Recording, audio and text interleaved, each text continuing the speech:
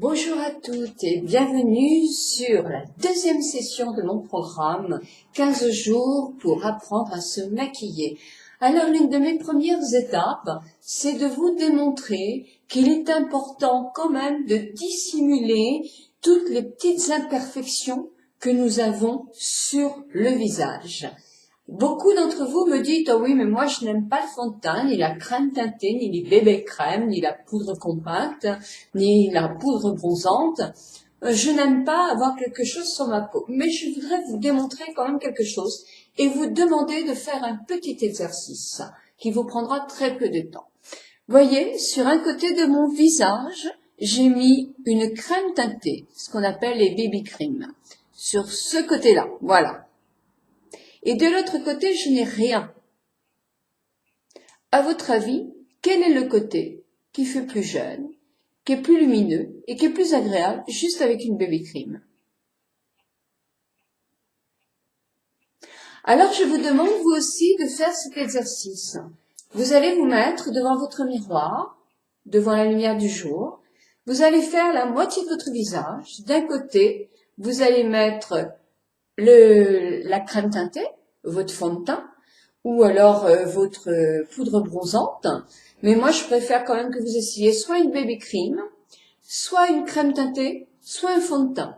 Vous en mettez très peu. Vous l'étalez sur la partie de votre visage que vous avez envie que vous voulez justement maquiller.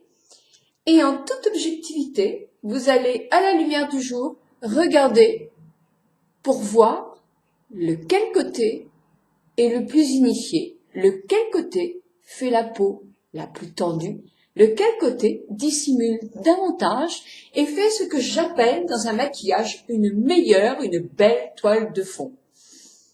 Je pense que vous allez avoir des révélations. Faites-le, je vous assure. Après, on va comprendre, nous, les différences entre les crèmes teintées, entre les bébés crèmes et entre les fonds de teint. Et vous allez voir qu'on peut très bien mettre un petit peu de fond de teint de bébé crème ou de crème teintée sans avoir l'air d'être très très maquillé. Vous voyez, là c'est une toute petite couche et pourtant mes pores sont moins visibles, mon teint est unifié, j'ai l'impression même que mes cernes se voient moins, que certaines petites rides aussi sont cachées. Comme j'ai mis de la baby cream sur mes paupières, regardez-moi qui ai du vitiligo, c'est-à-dire des taches blanches sur mes paupières depuis mes 14 ans, eh bien, je les ai dissimulées. Donc, ça peut dissimuler aussi des petites taches de peau, des petits vaisseaux sanguins. Ici, on a souvent des vaisseaux sanguins qui sont apparents.